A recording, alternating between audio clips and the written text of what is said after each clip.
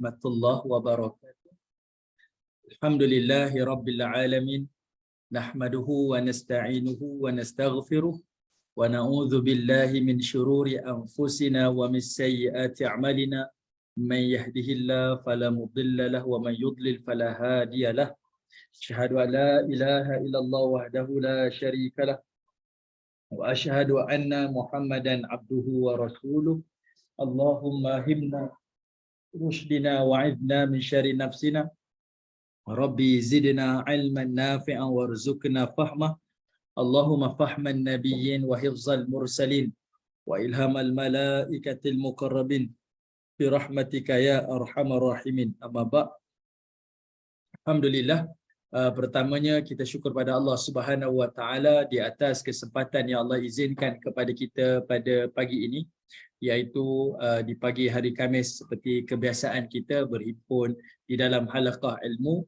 Semoga Allah Subhanahu wa taala melimpahkan kebaikan, kerahmatan, ketenangan dan juga keberkatan dalam kehidupan kita insya-Allah.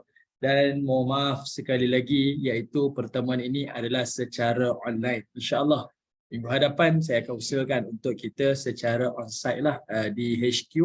InsyaAllah kita akan bertemu di dalam kelas-kelas kita seperti kebiasaan.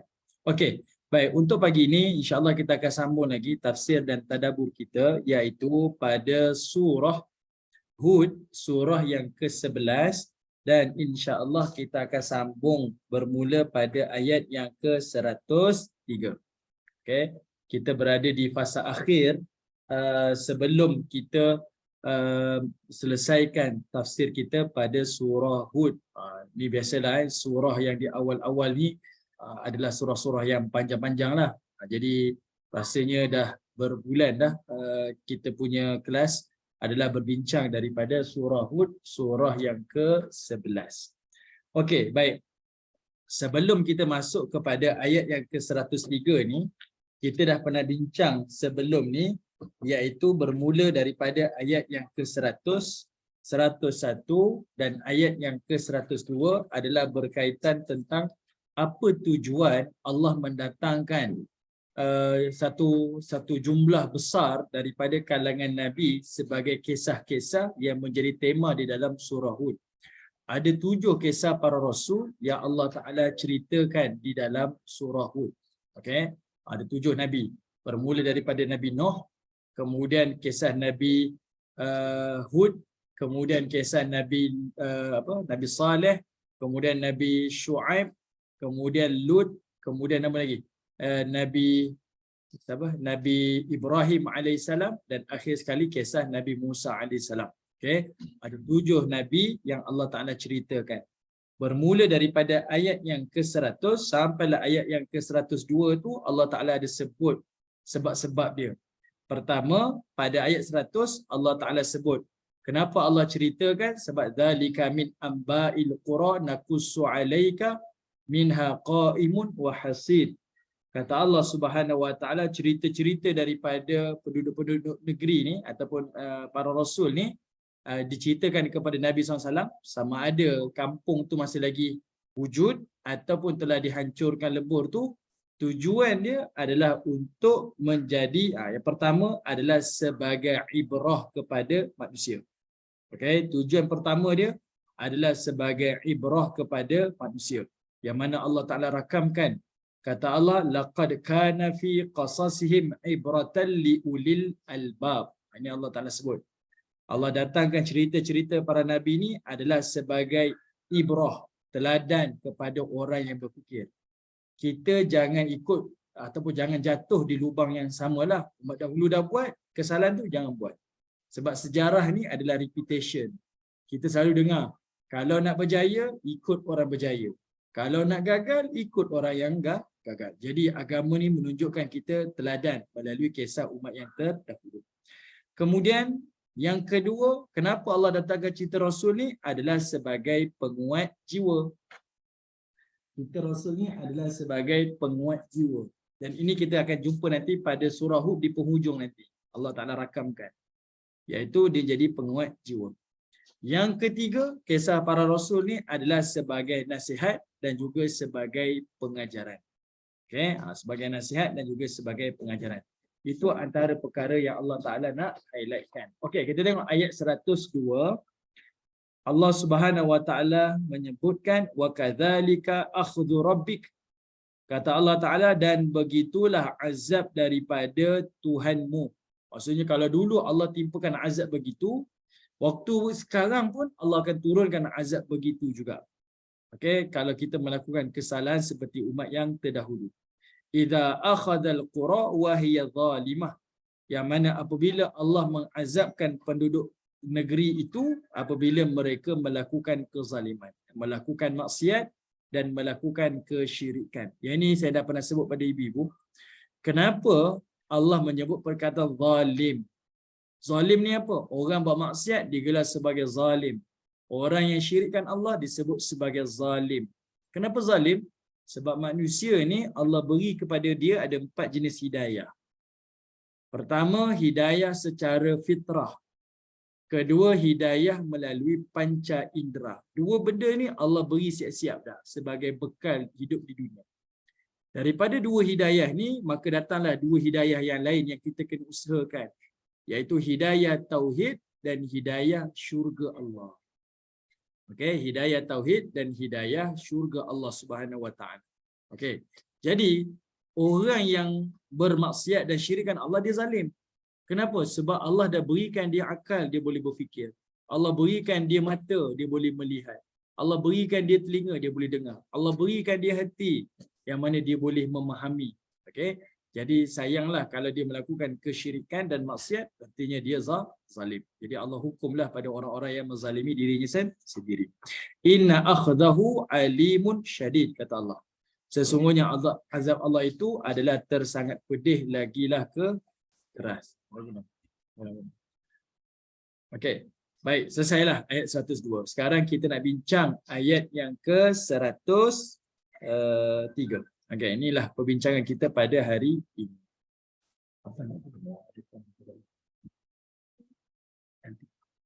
Okey, baik. Ayat yang ke-103 kita tengok. Allah Ta'ala menyebutkan inna fi dzalika laayah. Kata Allah Subhanahu Wa Ta'ala, sesungguhnya pada yang demikian, zalika. Perkataan zalika ni merujuk pada apa ibu-ibu? Zalika. Sesungguhnya pada yang demikian. Apa demikian dekat sini? Zalika. Okey. Zalika dekat sini adalah merujuk kepada pertama, Allah mengazab siapa yang kafir.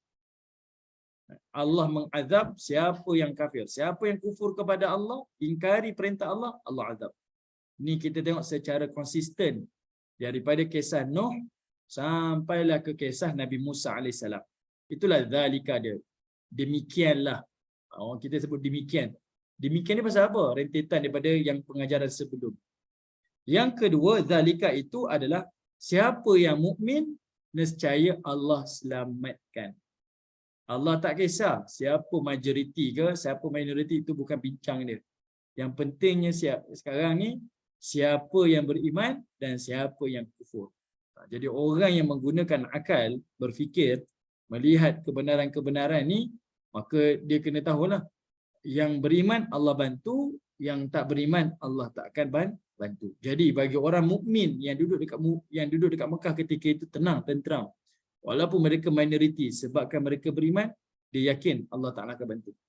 Bagi mereka yang tak beriman, ayat ini cukup menjadi ancaman kepada mereka. Jadi gerun kepada Allah Subhanahu Wa Ta'ala. Okay, sebab adanya ancaman azab.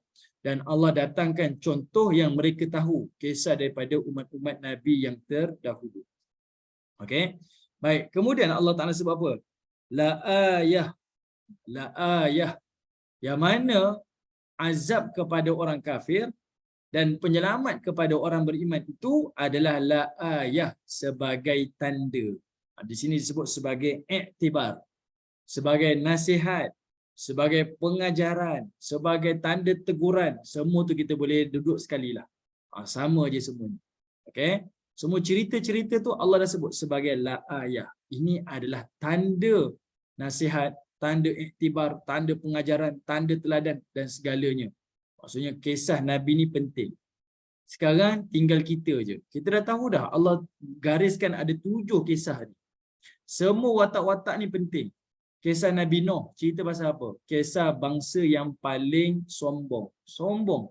Umat yang paling sombong, umat Nabi Nuh lah. Sehingga dia merasakan dia tak perlu hidup bertuhan pun. Dia tak perlu hidup bertuhan pun. Dan dia tak peduli pun apa yang dikatakan oleh Nabi Nuh. Bahkan dihina Nabi Nuh tu. Okay. Kemudian masuk pula kepada kaum Hud. Kemudian masuk kepada kaum Saleh. Yang dia rasa dia lebih baik daripada orang-orang yang berada di pihak kebenaran. Macam-macam lah Allah Ta'ala dah rekodkan kepada kita. Jadi tinggal kita apa? Kita kembali balik, carilah buku-buku sirah, bacalah buku Ibn Kathir tentang Qasasul Anbiya, Sahih Qasasul Anbiya, kisah sahih daripada para Nabi itu, tengok balik, baca balik dan kita cuba keluarkan faedah-faedah itu. Supaya kita tak ulangi kesilapan yang dilakukan oleh umat terdahulu sehingga mendatangkan kemurkaan daripada Allah Ta'ala. Macam Nabi Musa kan kita sebut. Kenapa Allah cerita Musa dan Firaun? Sebenarnya Allah Ta'ala nak cerita yang Allah marah tu iaitu mereka ni taat melulu kan. Ta'assub melulu. Tak menggunakan akal untuk mereka menggunakan akal untuk taat kepada pemerintah. Dia melulu je. Kalau kata macam tu je. Tak ada digunakan akal. Oh, dia ni salah lah. Batil tak ada. Dia terima bulat-bulat apa yang dikatakan oleh Firaun. Semuanya ada pengajaran-pengajaran daripada Allah. Dia akan jadi iktibar kepada siapa? Liman khafa azabal akhirah. Sesiapa yang takutkan pada azab akhirat. Cerita ni dia akan jadi hiburan pada orang yang nak dengar je.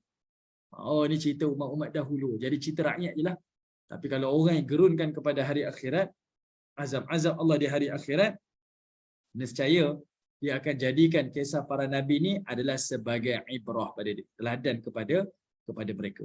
Okay, kita akan study sungguh-sungguh dan kita akan cuba belajar apa yang menyebabkan umat tu dimurkai oleh Allah Ta'ala. Kan saya sebut tadi, kalau nak berjaya, ikut orang berjaya. Kita tengok si fulan tu berjaya, tokoh tu berjaya, kita pun keluarkan rahsia dia.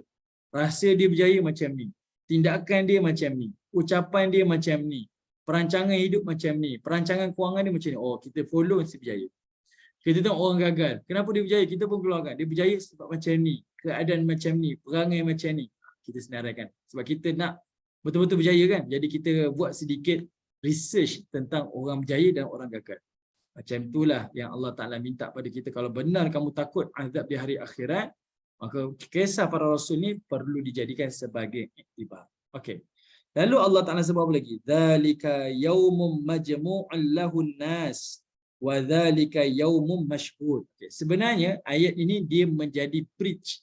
Dia jadi jambatan daripada kisah Rasul tadi itu. Allah Ta'ala nak kaitkan dengan kehidupan di hari akhirat. Pembalasan di hari akhirat. Okay, dia jadi bridge.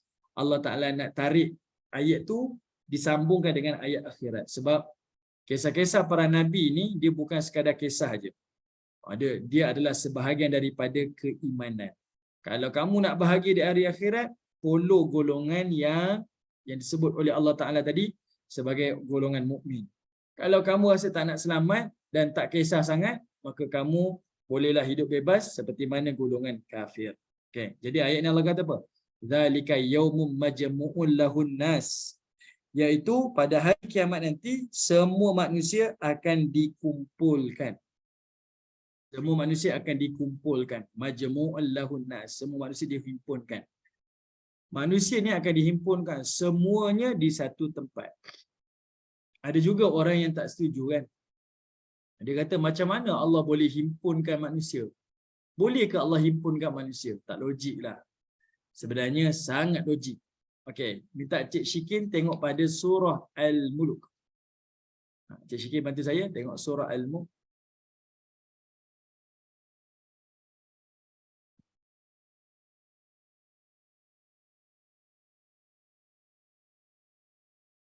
Okay, kita tengok surah Al-Mulk turun ayat yang ke-15 tak silap. Kita tengok ayat 15. Betul ke tidak Okey, kita tengok ayat ni. Allah Ta'ala kata apa? Huwallazi ja'ala lakumul arda zalula. Dialah Allah yang menjadikan bumi ini zalul. Zalul ni artinya jinak. Maksudnya bumi ni tunduk kepada manusia. Okey. Manusia boleh buat apa saja. Dia nak makan, dia nak makmurkan, dia nak berdiri, nak berjalan, berlari. Allah mudahkan dunia ni untuk manusia. Dunia ni komplit. Semua infrastruktur komplit. Tak payah bimbang dah.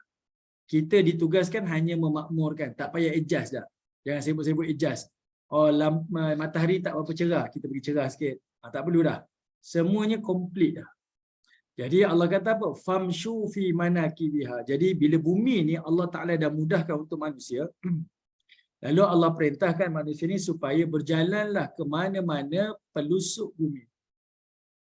Tapi menarik dekat sini Allah gunakan perkataan manakibiha. Okay, manakib ni artinya bahu. Okay, bahu ni, fungsi bahu adalah penyambung di antara tengkuk kita dan juga tangan kita. Itu fungsi bahu. Jadi Allah gunakan perkataan manakib ni, kita terjemahkan sebagai pelusuk dunia. Walaupun nampak dunia ni macam terpisah benua dia, terpisah dari sudut bangsa dia, budaya dia dan keadaan dia, tetapi semuanya itu adalah penyambung. Maksudnya mudah untuk manusia pergi. Walaupun hujung dunia sekalipun mudah sebab dah disambungkan. Disambungkan. Manusia nak naik atas bukit pun Allah mudahkan. Bahkan manusia sampai ke angkasa lepas pun Allah mudahkan. Manusia nak masuk ke dalam lautan pun Allah Ta'ala permudahkan. Sebab itu Allah kata, pergilah ke mana-mana atas dunia ni, kamu berjalanlah. Untuk apa? Wa kulu min rizki. Dan makanlah rezeki daripada Allah Subhanahu wa Ta'ala. Okey. Ayat ni, okey, tengok ayat 14, sikit, naik atas sikit. Okey, pada ayat ni, kalau kita tengok, ni kalau bincang panjang lah. Allah Ta'ala ni bila dia cerita pada surah Al-Mulk ni tentang kekuasaan dia, kerajaan dia. Jadi Allah nak cakap apa? Allah Ta'ala ni dia maha berkuasa dan dia maha mengetahui. Macam mana Allah nak bayangkan kerajaan dia? Allah Ta'ala bayangkan kepada manusia ni mudah je. Selagi mana manusia dapat rezeki, mana pelosok dunia dia pergi dan dia boleh makan, ada rezeki untuk dia, ketahuilah seluas itulah bumi Allah dan wilayah kerajaan Allah. Ni semua manusia faham kat sini. Okay? Sejauh mana pun dia pergi sampai ke sekian negara pun, naik ke angkasa sekalipun, terjun ke dalam lautan mana pun, selagi mana itu jadi rezeki untuk dia, dia dapat makan, dia dapat menikmati, dia dapat ketenangan, selagi itulah dia duduk di bawah kerajaan Allah Ta'ala. Bila kita fikir sungguh-sungguh, ya Allah, luasnya lah. Kita ingat Allah Ta'ala ni ada dekat Mekah aja. Sebab itu orang pergi Mekah solehah, balik Mekah biasa balik. Tapi dia terlupa ayat ni. Allah nak beritahu, mana tempat kita pergi, asal ada rezeki, kita boleh bekerja, boleh khidmat, boleh itu, boleh ni, sepanjang itulah, di tempat itulah adalah kerajaan Allah Ta'ala. Okey, yang menarik ayat ni, okey, minta maaf, kita patah ayat 15. Okay, nak bincang tadi ayat 15. Nak bincang tadi panjang pula. Lalu Allah pun kata, wa ilaihin nusyur. Dan kamu semuanya akan dibangkitkan semula. Apa yang Allah Ta'ala nak kaitkan? Tadi Allah cerita manusia ni boleh makan di mana-mana atau muka bumi, tiba-tiba Allah kata manusia akan dibangkitkan. Allah nak cerita sebagaimana Allah ni maha berkuasa, boleh menjadikan alam ni luas dan manusia boleh hidup beranak pinak ke mana-mana pelosok dunia. Allah jugalah yang maha berkuasa boleh himpunkan manusia di satu tempat. Sebagaimana Allah maha berkuasa boleh beranak pinakkan manusia, ada anak duduk dekat Langkawi, ada anak sampai duduk dekat Switzerland, ada anak yang duduk di Brunei, ada anak yang duduk mungkin di Eropah, merata.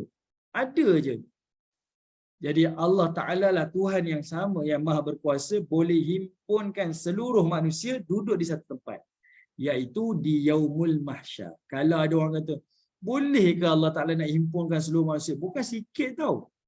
Bilion, berapa bilion manusia daripada Adam sampai ke akhir zaman. Nak himpun satu tempat, macam mustahil ya. Allah datangkan logik. Sebagaimana Allah Ta'ala boleh kembangkan manusia, macam itulah Allah Ta'ala boleh himpunkan manusia. Subhanallah. Ini antaralah ayat yang kita boleh tengok Allah tu maha berkuasa. Okey, sekarang Encik Syikin, kita tengok pada surah Al-Kahfi ayat 47. Surah Al-Kahfi ayat 47. Bawa lagi. Okey, ayat 8, surah 18 ayat 47.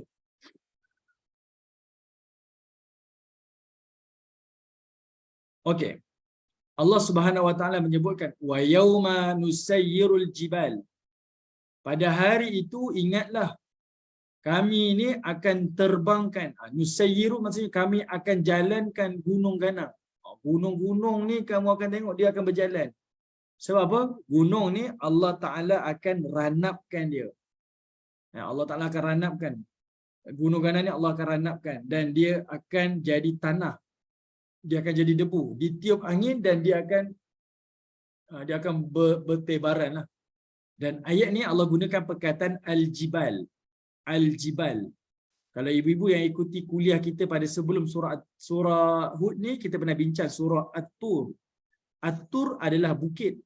Tapi At-Tur dalam bahasa Arab adalah bukit yang ada tumbuh-tumbuhan, yang ada pokok-pokok. Maksudnya kalau di Malaysia ni ataupun di Nusantara, ada ibu-ibu yang datang daripada Brunei mungkin di sini, kalau sebut bukit di negara kita ni, kita sebut sebagai At-Tur. Tapi kalau bukit-bukit yang ada di negara Arab, khususnya di Mekah Madinah, kita sebut sebagai Al-Jabal. Bukit berbatu, tak ada tumbuhan, itu namanya Jabal. Bukit yang ada tumbuhan, ada pokok, itu namanya Tur. Tur.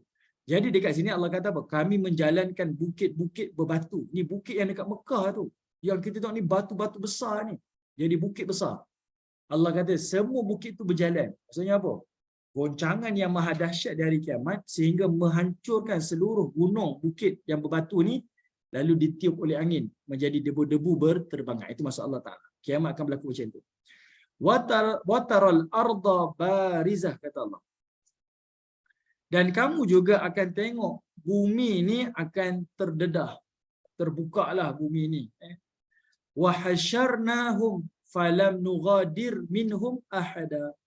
Dan kami ketika itu akan himpunkan manusia. Allah gunakan perkataan hasyarnahum. Ini saya pernah bincang ibu-ibu dulu. Perkataan hasyarnahum. Hasyara artinya menghimpunkan.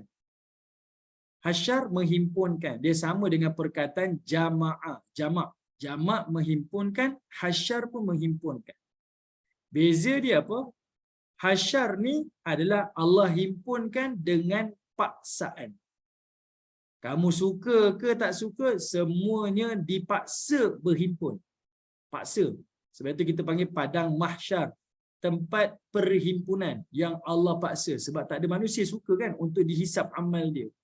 Tak ada orang suka untuk disaksikan perbuatan-perbuatan dia. Kalau orang panggil kita, saya nak ceritalah awak punya semalam apa awak buat. Oh, kita tak sukalah. Kita tak suka. Orang nilai-nilai amal-amal kita tak suka. Jadi manusia semua dalam keadaan paksaan, dihimpun secara paksaan. Falam nughadirhum. Dan kata Allah, dan kami tidak akan tinggalkan minhum daripada kalangan kamu ahada walaupun seorang. Semuanya akan dihimpunkan di padang mahsyar. Okey, yang ini kita kena imani dan kita kena yakini. Okey, inilah kesudahan bagi setiap kehidupan manusia. Penting tak ayat ni ibu-ibu? Penting. Mungkin bagi kita, alah, saya pernah dengar cerita kiamat ni dari kecil lagi. Kita ni sebab alhamdulillah lahir sebagai mukmin, sebagai muslim. Cuba kita tanya pada mereka yang lahir-lahir bukan daripada kalangan muslim dan cuba tanya dia, apa tujuan dia hidup? Dan kalau dia meninggal dunia, apa yang dia fikirkan? Percayalah, mereka tak jumpa jawapan. Dia tak jumpa jawapan. Okey, dia tak tahu nak jawab macam mana. Dan membuatkan dia rasa rusing. Dan kebanyakan kalau yang nak berfikir, dia akan fikir. Dan dia akan cuba cari. Tapi ada juga yang lepas tangan, saya buat apa, malah fikirlah, biarlah. Tak apalah, kita lalui je lah hidup ni. Tak ada fikir. Tapi sebabkan kita ni ada jawapan. Dan kita dengar ni benda ni daripada kecil lagi. Sebab itu kita rasa hidup kita terpandu. Tahu je nak buat. Lepas mati nanti kita nak hidup. Kita ada amalan, kita nak dihisap. Kita tahu. Tapi bagi yang bukan Islam, benda ni adalah persoalan yang paling berat. Yang mereka tak tahu sebenarnya. Mereka hidup ni, saya hidup nak makan. Saya nak kerja. Saya nak berkahwin. Cuba kita tanya. Nanti nak mati nanti jadi apa lepas mati? Dia tak akan dapat jawapan. Dia tak tahu nak jawab apa. Cubalah kita tanya pada kawan-kawan kita, kenalan-kenalan kita yang bukan Islam. Try tanya. Dan kita cuba selami. Benda tu, dia akan menjadi satu pengajaran kepada diri kita sendiri. Dan kita dapat belajar sesuatu. Okay, jadi Allah Ta'ala bagi tahu. Semua manusia tak terkecuali. Semuanya akan dihimpunkan di satu tempat yang sama di Yaumul Mahsyar. Okey. Baik, ayat yang ke berikutnya pada surah Hud. Kita baca balik surah Hud.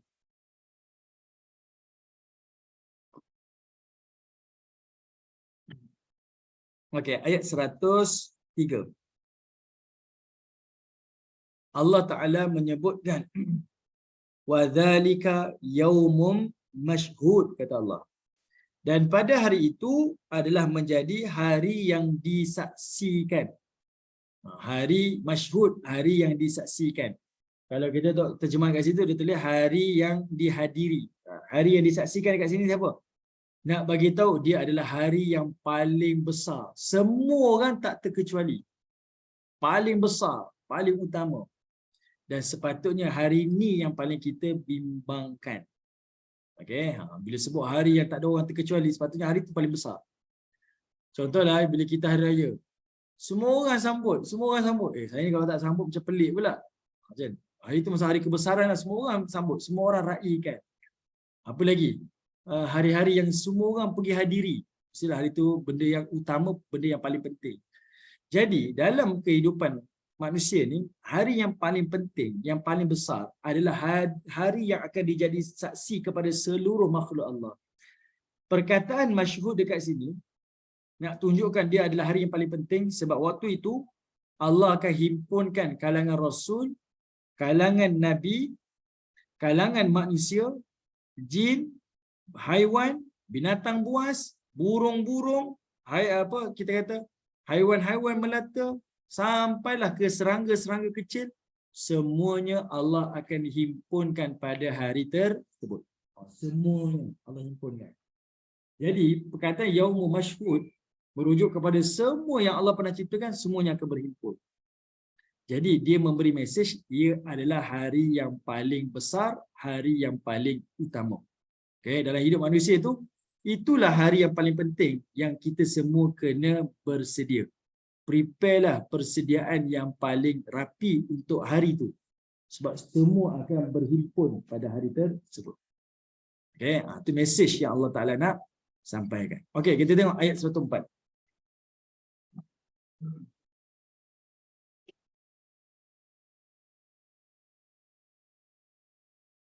Baik, pada ayat yang ke-104, Allah Subhanahu Wa Ta'ala menyebutkan, kata Allah Ta'ala, وَمَا نُؤَخِّرُهُ إِلَّا لِأَجَلٍ مَعْدُودٍ. Kata Allah Subhanahu Wa Ta'ala. Dan tidaklah kami undurkan. Berlakunya kiamat itu, Allah kata apa? Kami tak akan undurkan. Dan hari kiamat itu kami tidak akan undurkan. Illa, melainkan li'ajalim ma'dud. Melainkan sampailah waktu yang telah ditentukan. Tempoh yang telah ditetapkan. Ini dari sudut bahasa Arab lah. Digunakan perkataan kecuali. Tapi dalam bahasa kita maksudnya apa? Hari itu tak ada benda berundur, tak ada benda berubah. Dia adalah hari yang kekal. Kita istilahkan hari mahsyar ataupun hari kiamat itu adalah hari tanpa tarikh.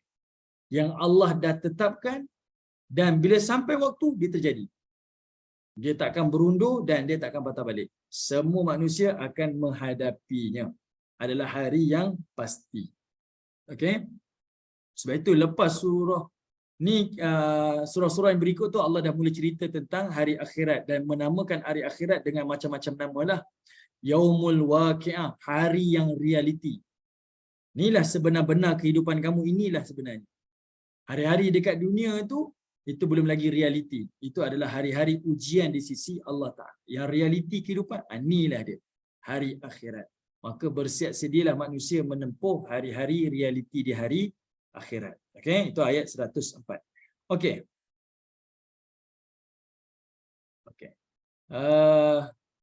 Yaumul Qiyamah perkara. Okey. Baik, sekarang ni minta Cik Syikin kita tengok pada surah Al-Qari'ah. Kita tengok surah Al-Qari'ah.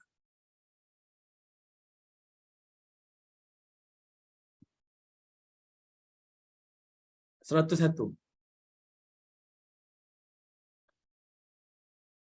Okey, ayat pertama. Okey. Ibu-ibu tengok hari ini. ayat ini Allah Taala kata apa? Al-Qari'ah. Allah menamakan kiamat dengan nama Al-Qari'ah, iaitu hari kiamat. Qari'ah ni nama kiamat ni. Qari'ah ni dia bererti sebenarnya ketukan, ataupun dia macam satu bunyi letupan. Itu Qari'ah. Okay, Qari'ah. Dia macam satu ketukan ataupun macam satu dentuman, letupan. Itu Qari'ah. Allah Ta'ala sebut tu kalau kita belajar bahasa Arab, dia ada mubtada, dia mesti ada khabar dia. Contoh kan? Al-Qari'ah. Apa Al-Qari'ah tu? Kiamat tu apa? Contohlah, Al-Qari'ah kabirah. Kiamat tu besar. Contoh. Al-Qari'ah qaribah. Kiamat itu dekat. Contohlah kan? Ataupun Al-Qari'ah syadidah. Qari'ah. Kiamat itu dahsyat. Contoh. Tapi tak. Allah Ta'ala sebut Al-Qari'ah. Apa sebenarnya Allah nak sebut? Al-Qari'ah. Waktu Allah kata, Mal-Qari'ah wa ma adraka mal-Qari'ah.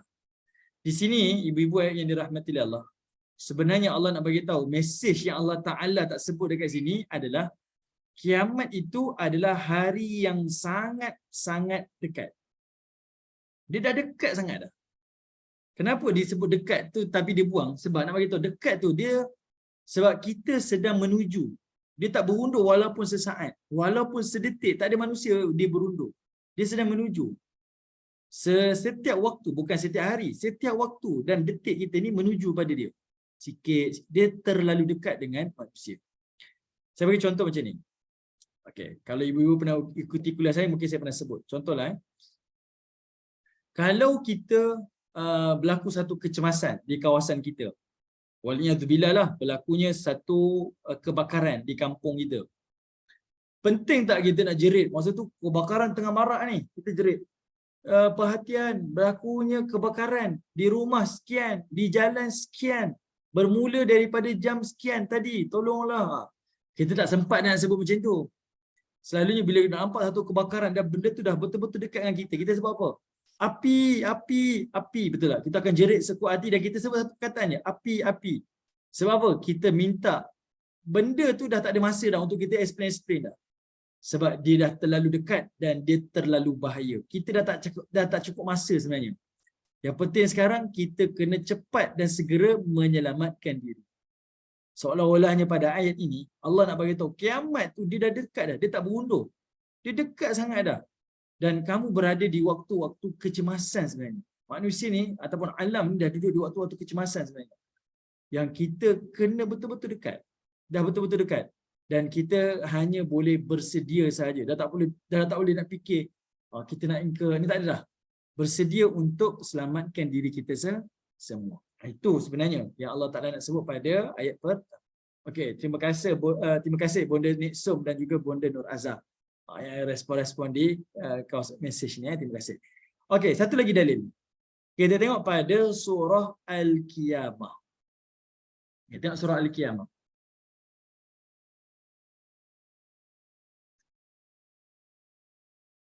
Turun lagi.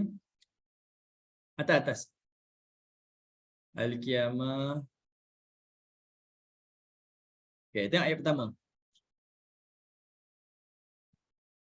Okey, pada ayat pertama ni Allah sebut apa? La uqsimu biyaumil qiyamah.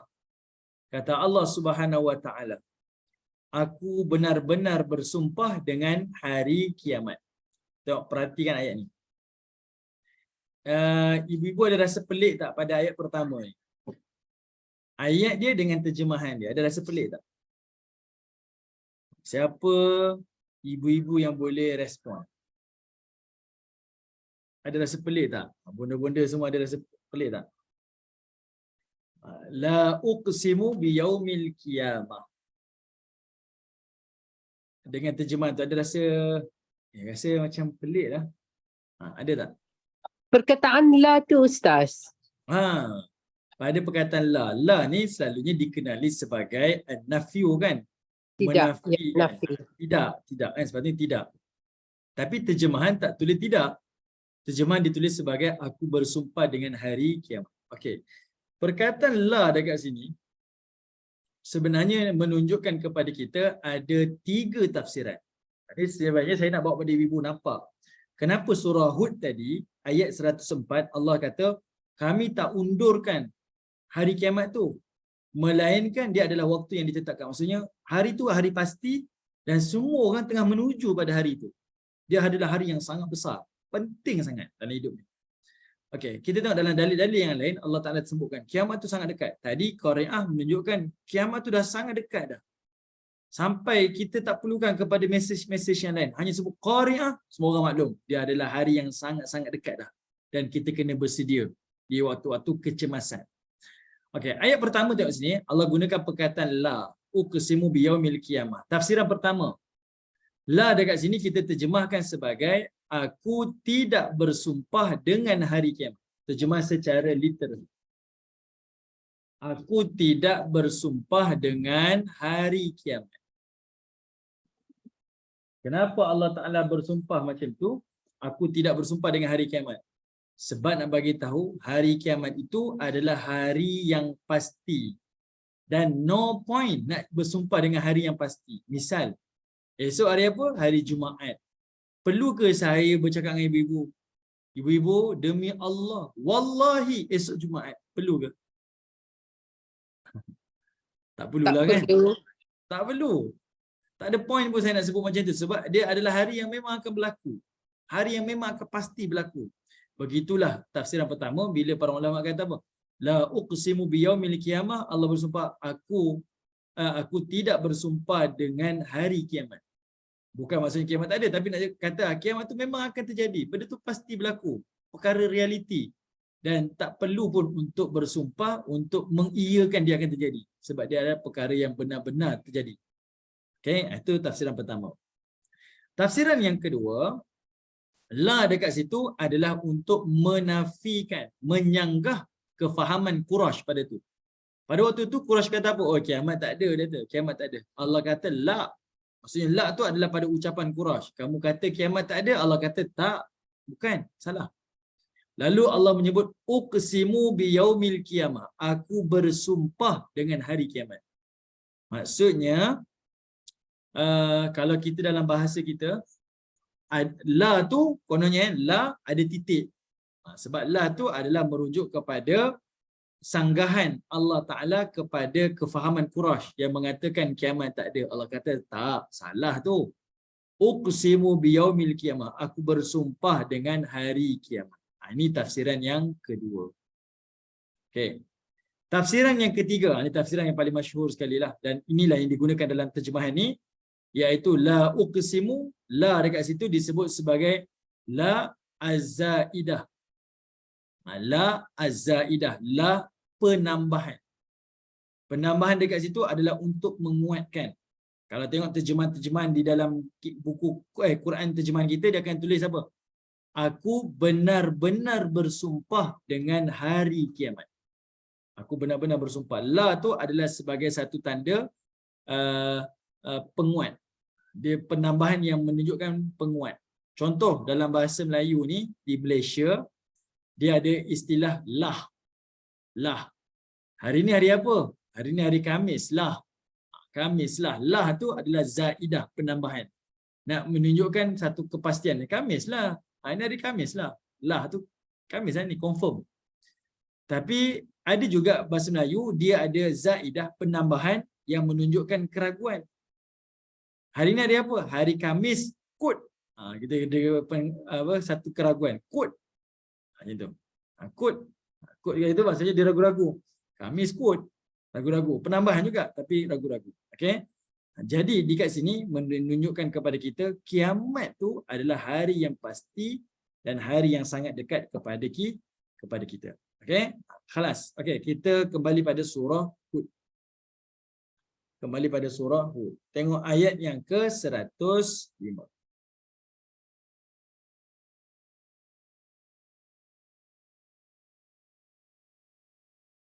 Okey, Allah Ta'ala menyebutkan yauma ya'ti la takallamu nafsun illa biiznih. Kata Allah Subhanahu wa Ta'ala, yauma ya'ti, apabila datangnya hari tersebut, bila tibanya hari kiamat tu nanti, la takallamu nafsun, tidak akan manusia yang akan dapat berkata-kata. Dekat sini kita faham, di sini ada tulis terjemahan dah. Apa yang manusia tak boleh berkata? Dia tak boleh bela diri dia dan dia tak boleh minta tolong. Okey, itu maksud la takallamu nafsun. Manusia ni tak akan boleh bercakap. Bukan dia tak boleh bercakap, boleh, dia boleh bercakap masa tu. Dia akan ni sebab tu dalam surah Al-Qari'ah tadi Allah Taala dalam surah siapa nama Al-Zalzalah, Allah Taala rakamkan manusia akan kata malaha, kan, wa qala al-insanu malaha. Bila berlaku kiamat, manusia ni bangkit daripada kubur, dia kata malaha, apa benda ni, kan dia bercakap tu, malaha, manusia bercakap. Tapi pada ayat ni Allah kata la takallamu nafsun, manusia tak boleh bercakap. Tak boleh bercakap dekat sini iaitu dia tak boleh bela diri dia. Saya minta maaf lah, saya ada keuzuran, kenapa saya buat macam tu, kenapa saya buat macam ni, tak ada dah. No excuse. Tak ada orang boleh bela diri dia. Dan juga tidak ada orang yang boleh memohon pertolongan. Ya Allah tolonglah. Tak ada dah. Rintihan-rintihan, no. Tidak ada manusia yang akan bercakap. Illa biiznih. Melainkan orang yang Allah Ta'ala izinkan. Okay? Melainkan orang yang Allah Ta'ala izinkan. Siapa yang Allah Ta'ala izinkan? Iaitu daripada kalangan Rasul saja.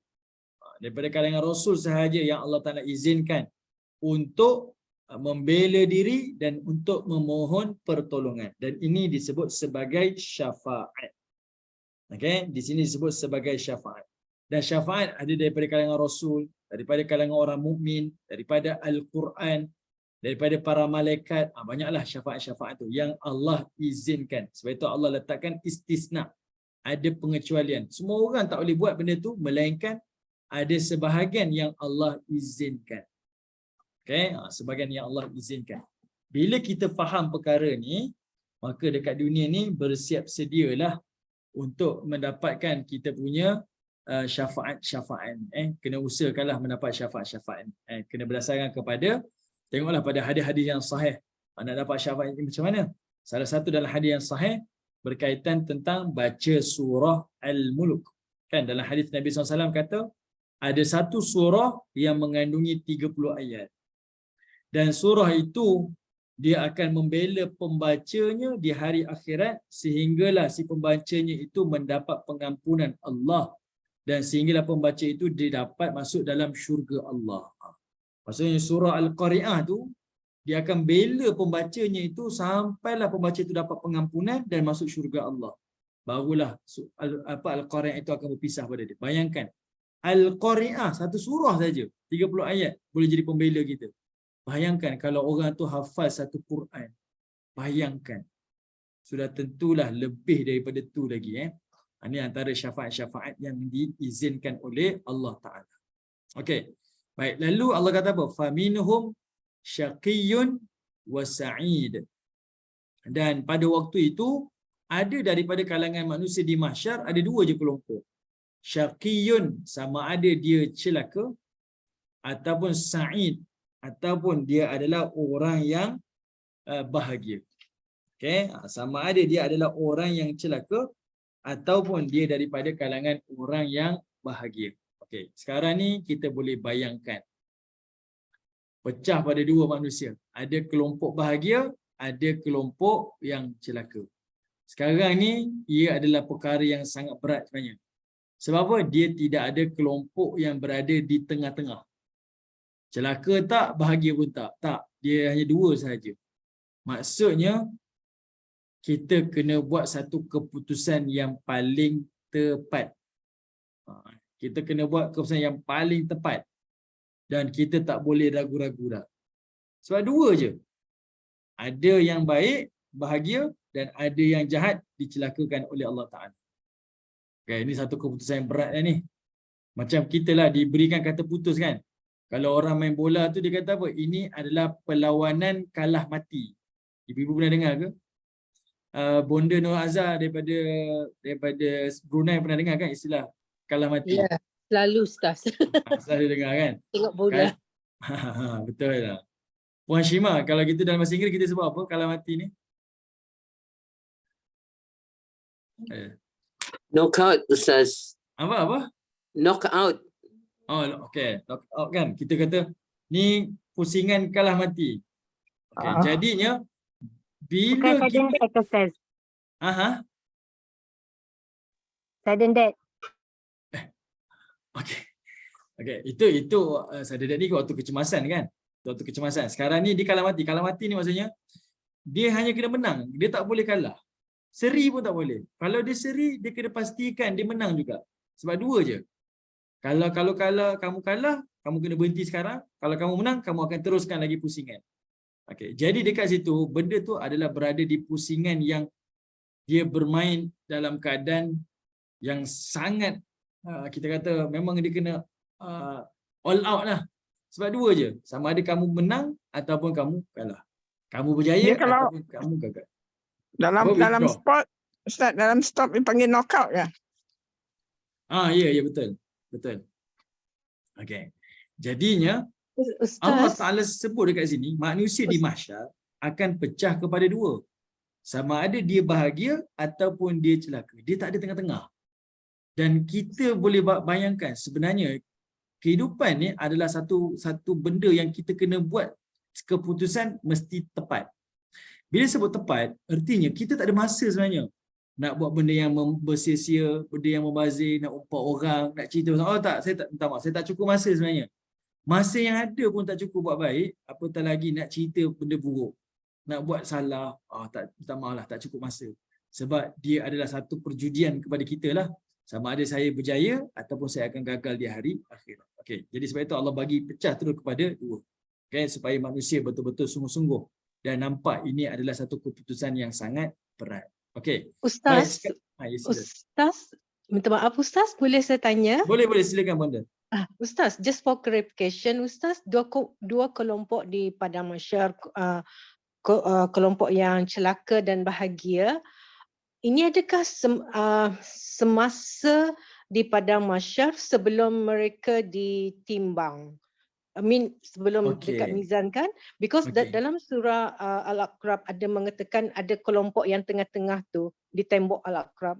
Di mana how do we connect this the tiga ni? Okey, baik. Terima kasih. Terima kasih sama-sama. Okey, nanti kita akan dibangkitkan daripada kubur nanti dalam keadaan semua orang macam-macam jenis lah. Kalau tengok dalam hadis Nabi selalu pecahkan pada tiga kan. Yang berjalan dengan kaki, berjalan dengan tangan, berjalan dengan muka. Kemudian apa lagi? Kita bangkitkan nanti kita akan bersama dengan orang yang kita cintai, pelbagai keadaan. Tapi yang dibahagikan sama ada dia bahagia ataupun dia celaka ini adalah setelah dihisab.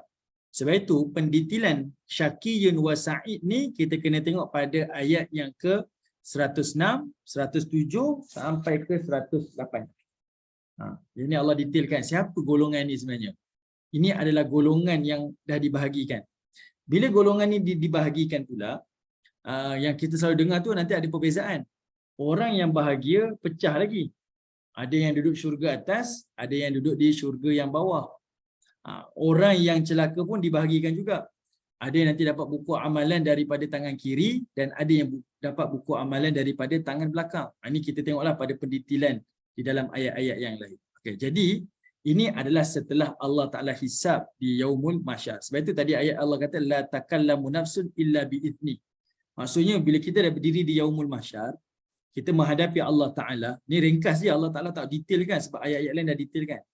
Waktu tu tidak ada yang boleh bercakap. Maksudnya tak ada orang boleh bela diri dan tak ada orang boleh minta pertolongan. Allah dah hisab dah. Dan pada tu Allah dah pecahkan mereka jadi golongan yang dah dijatuhkan hukum lah. Sama ada syaqi ataupun sa'id. Ada dua kelompok yang telah dibahagikan. Okey, dipecahkan kepada dua.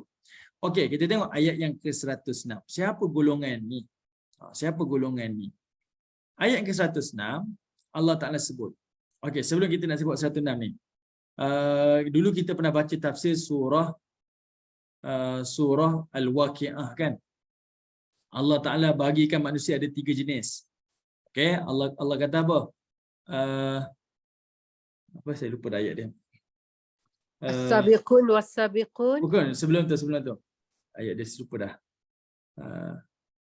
Saya lupa dah. Cik sikit tengok surah Al-Waqi'ah sekejap. Sikit je. Okey. Cik Syikir tengok surah Al-Waqi'ah je. Sekejap Ustaz. Okey, tak apa. Okay, sikit je. Lupa dah ayat dia. Bawah lagi. Ashabul Yamin ya Ustaz. Ashabul Yamin, Ashabul Shimal. Okey, betul. Okay. Dia ada dua nama Allah Taala sebut dekat situ. Atas Cik Shin. Atas lagi. Atas. Okey, atas 56. 56. Okey. Ayat pertama, tengok je ayat pertama. Okey, turun. Pada surah Al-Waqi'ah ni Allah sebut ada 3 nama kelompok manusia. Okey. Okey, turun lagi. Turun lagi. Okey, tengok tu. Okey, ayat 7. Allah Taala sebut wa kuntum azwajan thalatha. Allah kata wa kuntum azwajan salasa. Manusia ni akan jadi 3 puak. Berpasanganlah. Pertama Allah kata ashabul maimanah, kedua ashabul masy'amah, ketiga namanya as-sabiqun. Ini adalah kelompok yang Allah Taala sebut balasan dia. Nanti kita akan jumpa satu lagi di tengah-tengah Quran tu, nanti Allah Taala cerita ashabul maimanah ni siapa? Ashabul yamin. Ashabul masy'amah ni siapa? Ashabul shimal. As-sabiqun ni siapa? Al-muqarrabin. Kenapa dia ada 2 nama? Sebab ayat ni tuan-tuan, ayat ni adalah berbicara berkaitan tentang ganjaran. Ni ganjaran Ganjaran dekat sini ayat ni turun pada zaman Makkiyah, zaman sebelum hijrah. Orang Mekah adalah orang korporat, orang berniaga. Jadi Allah turunkan ayat tentang ganjaran syurga berdasarkan kepada cara mereka berfikir. Al-maimanah dia datang daripada perkataan al-yumna, berarti keuntungan. Allah kata apa? Ahli syurga ni namanya maimanah. Dia kelompok beruntung. Kelompok beruntung. Lalu Allah letakkan perkataan ma dekat situ. Ma dekat situ adalah orang yang ma dekat situ menunjukkan kepada apa? Ahli syurga adalah golongan beruntung. Dia adalah golongan yang benar-benar beruntung. Sebab itu Allah ulang, ma ashabul maimanah. Dia ni golongan beruntung, ma tu benar-benar beruntung. Sebab ada orang untung tapi untung sikit je. Tapi ma dekat situ memberi jaminan. Dia ni untung sungguh. Memang untung sungguh, bukan untung sikit-sikit. Wa ashabul masy'amah, dan golongan yang rugi. Al-masy'amah diterjemah sini puak yang kiri kan. Al-masy'amah artinya rugi. Dia datang daripada perkataan asyu'mu. Syu'mu ni artinya rugi. Ahli neraka Allah kata dia rugi. Dia betul-betul rugi. Dia rugi sungguh. Sebab ada orang rugi tapi dia tak rugi pun. Cuma beza dia tak untung macam dulu. Contohlah, itu bahasa kita lah. Jadi orang Mekah, ahli korporat ni yang selalu berniaga untung rugi ni, bila dia dengar perkataan ni, benda ni sangat signifikan dengan kehidupan ni, dan mesej tu sampai pada mereka. As-sabiqun as-sabiqun, ni ada kelompok yang sentiasa bersegera, merujuk kepada golongan al-muqarrabin. Ini Allah Ta'ala berceritalah tentang balasan kepada manusia. Ada dalam syurga nanti ada 2 kumpulan. Dalam surah lain, dan syurga nanti ada 2 kumpulan juga. Okey, baik. Bonda Nixon tanya. Jadi golongan Al-A'raf tu bila dihisap, tapi hisapnya belum final. Baik. Sebenarnya bila dia dihisap, amalan tu jadi stabil kan? Dosa pahala tu sama. Al-A'raf, dia duduk dekat tengah-tengah. Sama. Habis macam mana keadaan mereka tu nanti? Dia tetap akan ada penghujung dia. Dia akan tetap ada penghujung. Sama ada dia ke syurga ataupun ke neraka. Sama juga. Di situ mungkin datangnya syafaat ke, akan dilihat. Kalau kita baca dalam satu hadis, Nabi SAW sebut apa? Pada waktu tu, Allah Ta'ala ni bila manusia tu sama amalan dia, Allah Ta'ala suruh malaikat bawa ada satu pasport. Saya tak ingat hadis tu. Dia sebut apa istilah dia? Ada satu lembar dibawakan kepada Allah Ta'ala. Lalu dibentangkan di hadapan Allah. Dan lembar itu adalah milik kepada si punya tu. Pada lembaran itu ada kalimah La ilaha illallah. Lalu Allah Ta'ala perintah, timbang Allah kata. Allah kata timbang. Ditimbang. Si pemunya ni kata apa? Wahai Allah, tak payah timbanglah. Saya punya dosa amal saya ni kalau ditimbang tu berat. Sebab dalam hadis dia kata apa? Setiap manusia ni ada tis'a wa tis'in sijilan. Kullu sijil maddul basar, kata Nabi. Setiap orang ada 99 lembaran. Satu lembar dia, amal dia tu sejauh mata memandang. 99 lembar ni ditimbang. Dan satu lembar yang ada kalimah la ilaha illallah tu ditimbang. Kalau kita ikut logik kita, 1 lawan 99. 1 tu ringan lah, 99 tu lagi berat. Allah Ta'ala kata tak, timbang. Tak ada orang akan dizalimi dekat akhirat. Tak ada, timbang. Bila ditimbang juga, kalimah tu lebih berat daripada 99 lembaran tadi. Dan dia ni dimasukkan ke dalam syurga. Last kali, ending dia tetap akan ada keputusan. Sama ada dia ahli syurga atau ahli neraka. Itu satulah. Berdasarkan kepada ucapan tayyibah dia, tauhid dia, ataupun berdasarkan kepada syafaat yang dia akan miliki. Jadi Allah Ta'ala dah sebutlah, ada syaqi, ada juga sa'id. Dua saja. Sama ada dia ni adalah orang yang mendapat kecelakaan ataupun dia adalah orang yang mendapat kebahagiaan. Okey? Tidak ada orang yang duduk tengah-tengah. Kamu ke mana? Syurga tak? Tak. Itu tak ada. Dari sudut amal, ya, dia seimbang. Tapi dia tetap akan ada final dia. Final decision, mesti ada keputusan. Sama ada dia ke syurga ataupun ke neraka. Okey? Baik. Okey, sekarang kita tengok ayat yang ke-106. Saya faham soalan Bonda Nixum. Faham? Sebab dia memang disebutkan ada golongan yang tengah-tengah. Amal dia ni. Tapi dia tetap akan ada satu keputusan. Sama ada dia ke syurga ataupun ke neraka. Boleh jadi dia akan ke syurga dengan Terima kasih. Silakan. Apa ni, kan ada hadis mengatakan taubat akan diterima selagi nyawa belum sampai ke apa? Ke Kelongkong, right? Ada kes kawan saya punya ayah lah. Dia ni revert. Masa dia bela ayah dia memang semi-conscious. So dia suruh ayah dia syahadah. So ayah dia syahadah, lepas syahadah terus meninggal. Itu kira macam mana tu, Ustaz? Okey, dia meninggal dalam keadaan keimanan. Dia tak pelik sebenarnya. Di dalam hadis Nabi SAW, Nabi sendiri sebut, manusia ni akan dinilai mengikut khawatim dia, mengikut penamat dia, penghujung dia. Dan Nabi sebut dalam satu hadis yang kita rasa takut sangat dengar. Hadis berkaitan tentang qada dan qadar. Nabi kata apa? Ada manusia yang hidup sebagai ahli jannah, tapi dia mati sebagai ahlun nar. Ada manusia yang hidup sebagai ahlun nar. Dia beramal dengan ahlun nar. Tapi dia mati, sebelum dia mati itu, dia sebagai ahlul jannah. Kita pun pelik, kenapa Nabi sebut macam tu? Sebab Allah Ta'ala ni Tuhan yang maha adil. Ada orang yang hidup dia sebagai ahli ibadah, ahli syurga. Tapi boleh jadi amal yang dia buat sepanjang hidup tu tak ikhlas. Boleh jadi amal yang dia buat tu dengan riak. Boleh jadi amalan yang dia buat tu dengan sifat nifak. Boleh jadi amalan yang dia buat tu dengan macam-macam kejahatan. Macam-macam. Jadi penutup kehidupan dia tu Allah Ta'ala tunjukkan realiti dia sebenar. Sebab kita yakini Allah adil. Allah tak zalim. Allah adil. Ini disebut oleh Nabi SAW dan juga disebutkan di dalam syarah para ulama hadis. Okay? Manakala ada orang yang hidup sebagai ahli neraka tapi mati sebagai ahli syurga. Mati sempat syahadah. Sedangkan dia tak solat, dia tak sempat syahadah pula. Boleh jadi. Ini Allah adil. Masa dia hidup tu, walaupun dia melakukan maksiat, boleh jadi dia dah bertaubat dah. Boleh jadi dia dah pernah bertaubat, kita tak tahu. Cuma nampak dia masih lagi dengan pakaian macam tu. Mungkin lagi dengan gaya dia macam tu.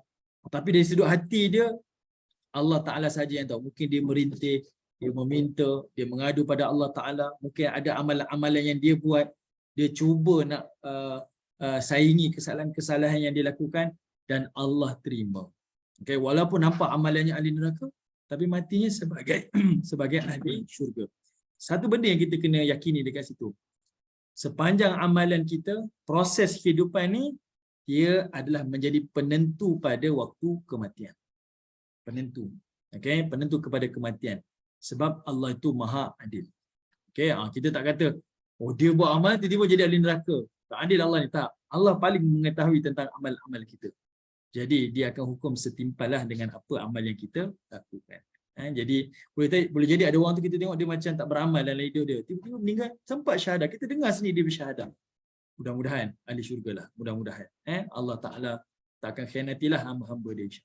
Okey, seadilnya. Okey, Puan Syimah terima kasih bertanya, minta maaf lah kalau tak banyak. Tapi insya-Allah. Okey. Baik, kita tengok ayat yang ke-106. Allah Ta'ala menyebutkan fa ammal ladzina syaqu fa finnar lahum fiha zafirun syahiqa. Kata Allah Ta'ala, adapun orang yang syaku ataupun syaki tadi, orang yang Allah celakakan disebabkan maksiat dia, kesyirikan dia, fa finnar, Allah sebut dia berada di dalam neraka Allah Ta'ala. Fa finnar, dalam neraka.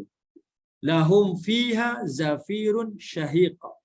Dan di dalam itu, di dalam neraka itu ada zafir, ada syahid. Okay, zafir dan syahid ni banyak tafsiran. Okey, kita tengok satu-satu. Zafir dan syahid ni ada beberapa tafsiran. Tafsiran pertama yang dipegang oleh Ibnu Kathir.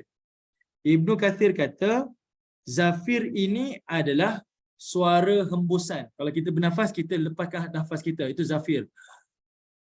Kita keluarkan nafas.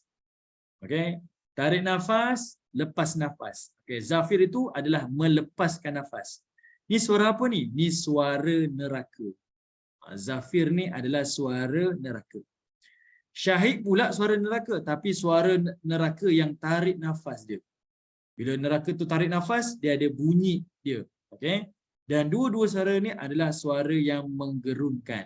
Dan Allah Ta'ala sebut juga dalam surah Al-Mulk, idza ulqu fiha sami'u laha syahiqan wa hiya tafur, kan? Ada perkataan syahid kat situ. Syahiqan wa hiya tafur. Okey? Allah Ta'ala sebut. Okey, ada zafir, ada syahid. Zafir hembus, syahid tarik nafas. Okey, apa beza dia? Waktu dia zafir, dia menghembuskan nafas dalam keadaan merintih. Merintih. Okey, ngeri sebenarnya suara merintih ni, ngeri. Orang merintih, suara merintih, ngeri. Manakala syahid itu adalah suara nafas, yang ditarik nafas tu dalam keadaan dia sesak nafas, tak boleh bernafas. Kita boleh bayangkanlah kalau macam hayawan ni, waktu kita sembelih tu dia ada bunyi lembu yang disembelih tu, dia bunyi yang sangat kita rasa Allah, dia ada satu bunyi ngeri tu kan, ngeri itu. Okey, itu pandangan pertamalah, zafir dan juga syahid. Tafsiran yang kedua, zafir dan syahid ini adalah merujuk kepada suara penghuni neraka. Tadi suara neraka, beza yang ni suara penghuni neraka. Ada orang kata, adakah suara neraka tu ngeri? Ngeri. Contoh, kalau di dunia ni, kita dengar bunyi suara harimau, tak nampak harimau, tapi dengar suara harimau pun kita dah ngeri. Masuk hutan, baru nak buat, kita nak apa, camping, tiba-tiba dengar suara harimau. Tak jadilah, kemar packing balik, kita pun balik lah. Tak boleh kita kan, sebab kita rasa gerun. Suara tu menggerunkan, apatah lagi suara neraka. Okay, tafsiran kedua, zafir dan syahid ini adalah suara penghuni. Tengok terjemahan kat situ, zafir itu adalah suara pekikan. Menjerit, melolong, macam-macam. Syahid pula adalah suara rintihan. Menangis. Apa lagi menjerit lain kan, menangis lain. Saya bayangkan macam ni. Contoh ni selalu saya sebutkan. Kalau kita ada anak atau cucu, baby lahir, daripada 12 tengah malam sampai subuh esok, dia menangis sepanjang malam. Apa perasaan kita? Kita rasa kita rasa macam, ya apa baby ni yang dia sakit ke kan? Kita ada rasa macam tu kan. Kita sendiri rasa runsing, takut dalam hati kita. Dia sakit kot dia ni. Kita rasa resah. Tak tahu apa benda. Kita resah. Yang kedua, kita sendiri rasa macam, ya Allah, nangis. Saya tak boleh lah. Kita sendiri. Bayangkan, itu baru baby yang kita rasa, ya Allah, comelnya. Baby ni tak ada dosa. Baby ni masih lagi bersih, suci. Yang kita tengok pun kita akan rasa sayang. Dia menangis pun kita rasa macam, ya Allah, berhentilah. Bayangkan dalam neraka Allah yang menangis, yang merintih tu, menjerit tu adalah semuanya orang-orang dewasa. Bukan seorang, bukan dua orang, tapi mungkin jutaan, bilion manusia dalam neraka tu menjerit melolong. Dan itulah suara yang disebut sebagai zafir wa syahiq. Okey, suara jerikan suara pekikan dan juga suara rintihan di dalam neraka Allah Subhanahu wa taala. Okey, itu satu bayanganlah Allah Taala sebutkan, dan kita bayangkan macam mana pun dahsyatnya, yang di hari akhirat tu lebih dahsyat, lebih daripada jangkauan yang kita cuba bayangkan. Okey, apa yang berlaku? Allah Taala sebut khalidina fiha, mereka akan kekal dalam neraka tu selama-lamanya. Benda ni lah perkataan yang paling kita takut. Kalau kita ni, orang kata, kamu ni diuji ni dalam musim-musim yang tak menentu ekonomi ni, sampai bila ni orang bagi kita jaminan? InsyaAllah lah, mungkin dalam 3 bulan ni kita okey lah. Tapi dia sampai bila ni? Sampai bila-bila kita dengar terduduk, saya ni tak ada berubah ke nasib saya ni? Tak berubah. Sampai bila-bila? Apa perasaan kita? Kita rasa macam satu ujian yang paling berat. Allah nak cerita azab yang ditimpa oleh penghuni neraka ni adalah kekal selama-lamanya. Khalidina fiha, selama-lamanya. Sakit selamanya. Diazab selamanya. Kita akan rasa ini berat sungguhlah. Beratlah. Tak ada satu pun yang kita kata yang akan menyelamatkan. Semua ini adalah azab. Azab. Okey? Selamanya. Dan Allah bayangkan lama tu macam mana? Madamatis samawati wal ard. Ini adalah menunjukkan satu bahasa Arab lah. Iaitu selagi mana ada langit bumi ni, selagi itulah kamu akan diazab selamanya. Itu bahasa Arab lah. Selagi ada langit bumi. Kalau orang Melayu kata apa? Ini sakit ni sampai bila ni? Sampai kiamat lah sakit. Maksudnya sampai bila-bila lah tu. Itu istilah kita kan, sampai kiamat. Kita sebut bahasa kita macam tu. Tapi dalam bahasa Arab, bila dia kata selama-lamanya tu, madamatis samawati wal ard. Selagi mana ada langit bumi, selagi itulah.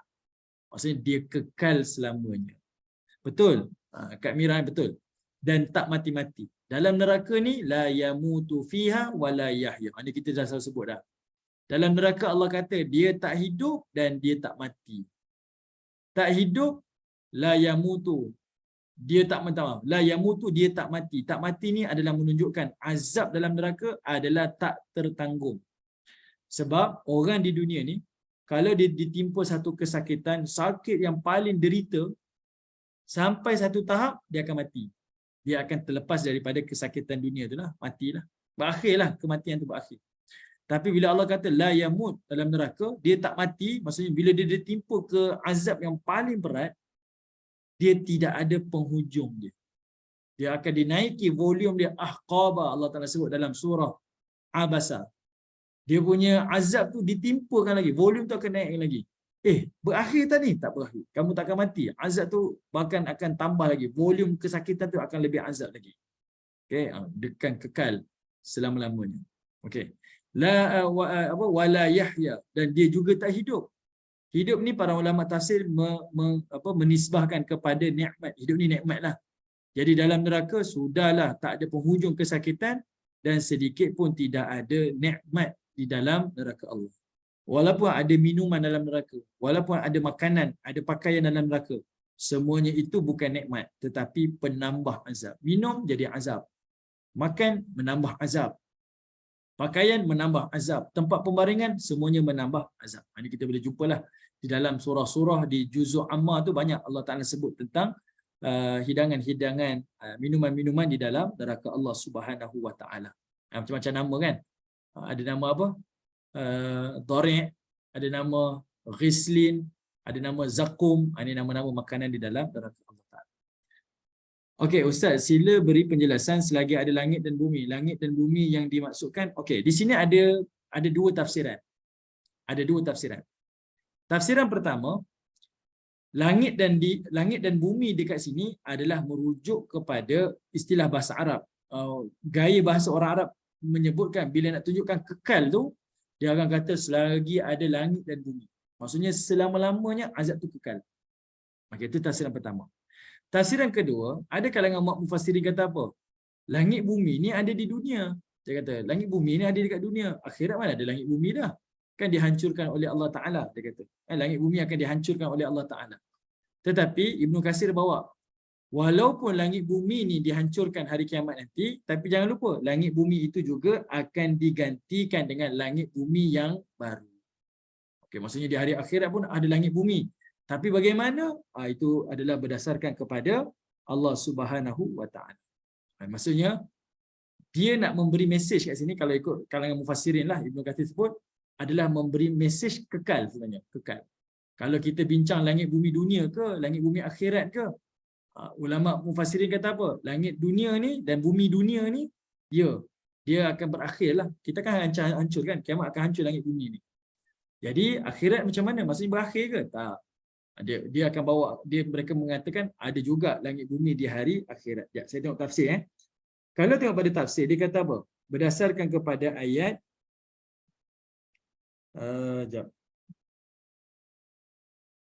Okey. Dia bawa surah Ibrahim, dia kata apa? Ibnu Katsir bawa surah Ibrahim ni, dia kata yauma tubaddalul ardu ghairal ardi was samawat. Dia kata apa? Langit pada hari itu akan bumi di situ akan digantikan dengan bumi. Tubaddalul ardu ghairul ard. Bumi akan digantikan dengan bumi yang lain. Dan langit pun macam tu juga. Langit akan digantikan dengan langit yang lain. Itu yang dimaksudkanlah Bonda Nixon. Maksudnya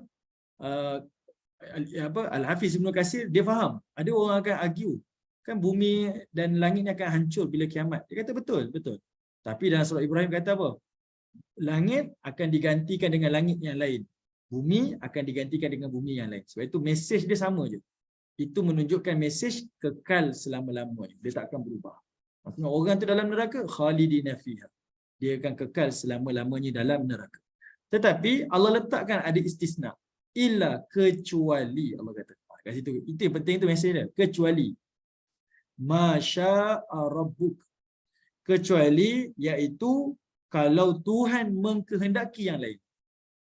Kalau Allah kata tak kekal, tak kekal lah. Dekat sini para ulama bincang. Siapa orang yang Allah kecualikan? Sebab masuk dalam neraka selamanya. Tapi Allah sendiri sebut, kecuali ada orang yang Allah kehendaki. Siapa yang Allah kehendaki ni? Siapa boleh bantu saya ibu-ibu? Siapa yang Allah kehendaki ni? Yang Allah kata, dia masuk tapi dia tak kekal. Yang mesti ada iman, Ustaz. Betul. Yang yang ada syahadah. Betul. Terima kasih Bonda, betul. Ini disebutkan di dalam tafsir, iaitu ahli maksiat daripada kalangan ahli tauhid. Walaupun dia melakukan maksiat, selagi mana ada keimanan dalam hati dia, maka dia tidak kekal selama-lamanya di dalam neraka Allah Subhanahu wa taala. Di situ nanti akan adalah syafaat daripada nabi, daripada malaikat, daripada orang-orang yang Allah izinkan untuk memberi syafaat kepada manusia yang lain. Jadi kalau kita selalu dengar kan ucapan-ucapan daripada sesiapa yang mengatakan bila seseorang tu meninggal, dia ahli neraka lalu dia akan masuk syurga, betul ke? Inilah salah satu dalilnya yang disebutkan oleh Allah Subhanahu wa taala. Tapi jangan kita ingat kalau macam tu tak apalah kalau saya masuk neraka kejap nanti masuk syurga juga. Tak boleh lah tuan-tuan, sebab kita tak boleh bayangkan azab neraka tu sedahsyat yang bagaimana. Kita kena bayang satu je. Neraka adalah tempat yang Allah longgokkan segala kemarahan dan kemurkaan dia. Dia tempat yang sangat keji dan paling dahsyat yang Allah pernah ciptakan. Jadi kita tak boleh bayangkan macam mana keadaan tu. Okey, berapa lama kita tak boleh bayangkan. Kita sendiri pun di dunia Allah Taala sebut di dalam surah At-Tur, di dalam surah At-Tur Allah sebut, kamu jangan cerita tentang azab neraka. Kamu tengok azab dekat dunia ni macam mana. Allah Taala tak turunkan azab. Dekat dunia ni Allah halang rezeki je. Manusia kata apa? Aduh, saya rasa ni teruk sangatlah. Allah hanya halang rezeki dekat dunia. Adakah Allah Taala azab kita, dibakar, diterbalikkan kita, diturunkan hujan batu? Tak ada. Allah datangkan pekikkan mematikan kita, datang banjir besar macam kaum Nabi Nuh? Tak ada. Allah Ta'ala hanya tahan rezeki kita, sempitkan rezeki kita. Itu pun kita kata, ya Allah, azabnya lah, azabnya lah. Betul? Tak ada air kan? Tak ada air, tak ada elektrik pun kita tahu, azabnya lah. Macam manalah kehidupan saya? Azab, kita rasa macam tu. Hanya nikmat tu tertahan. Jangan kata dia azab. Kalau azab, kita tak boleh bayang lagi macam mana. Okay? Ni sekarang ni kan, zaman internet, semua benda kita cashless kan? Semua cashless. Nah itu cashless, ni cashless. Bayangkan satu masa nanti dimatikan internet ni, macam mana? Cuba bayangkan tuan-tuan, duit kita semua dalam online ni. Duit kita semua dalam bank ni. Dah cashless, macam mana? Apa nak buat? Masa tu kita jangan rasa pelik kalau ada manusia sanggup buat apa sahaja. Sebab keperluan dia, perkara hajiat dia, perkara perlu dia tu dia tak dapat. Manusia boleh buat apa sahaja. Dia sanggup rompak kalau barang keperluan dia tak ada. Manusia boleh buat luar daripada pertimbangan dia. Benda tu lah penting waktu tu nanti adalah iman dia. Okay? Bayangkan, itu baru Allah tahan nikmat, Allah belum azab. Jadi, tak ada orang boleh kata, tak apalah kita masuk kejap lah dalam neraka, nanti masuk syurga juga sebab kita beriman. Tak seperti mana yang kita bayangkan lah. Itu mesej saya lah nak sampai. Betul benda Nur Razak, ini kepercayaan Yahudi yang sekejap je singgah di neraka. Okey, kita tengok ayat yang ke-107 lagi. Allah kata apa? Inna rabbaka fa'alul lima yurid. Kata Allah Subhanahu wa taala, sesungguhnya Tuhan kamu itu Maha pelaksana terhadap apa yang Dia kehendaki. Okey, kenapa Allah sebut perkataan rabbaka?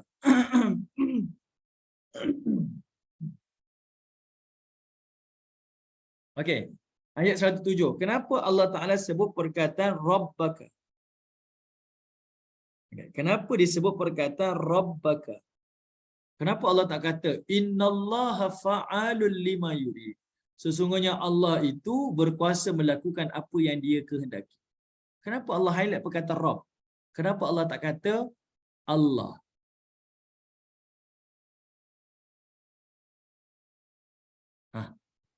Ibu-ibu yang dirahmati Allah. Semua pergi lunch ni. Pencipta. Rob, as in, Pencipta. sorry. Yeah, I was about to say that. Kenapa disebut sebagai Rabb? Tak disebut sebagai Allah. Innallaha fa'alul lima yurid. Sama kan? Sama. Allah Taala sesungguhnya Allah itu Dia berkuasa buat apa yang Dia nak. Inna rabbaka. Dia highlight perkataan Rabb. Okey, kita tengok balik.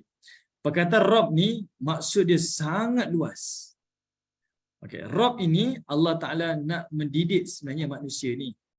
Siapa Tuhan yang Maha Berkuasa ni? Dialah Rabb. Tuhan yang memberi manfaat dan Dia Tuhan yang memberikan mudarat sebenarnya. Rabb. Sebab Rabb ni kalau dalam bahasa Arab ada istilah Rabbul Bait. Owner, landlord, tuan rumah kita akan sebut sebagai Rabb. Rabbul Bait. Apa fungsi sebagai tuan rumah? Dia boleh buat apa yang dia suka. Dia kontrol 100% lah. Semua benda dia boleh kontrol. Okay. Jadi Allah nak didik manusia. Siapa Tuhan yang akan hukum kamu ni? Dia adalah Rabb. Dia Tuhan yang beri manfaat dan Dia Tuhan yang boleh beri mudarat. Kita sendiri boleh bayangkan kalau kita dikenalkan dengan seseorang. Si fulan ni power tau. Jangan main dengan dia. Dia ni bomoh paling power sekali. Semua orang dia boleh bersihir kan. Kita dengar kita rasa kecut perut. Sedangkan dia bukan sesuatu yang boleh buat apa-apa pun.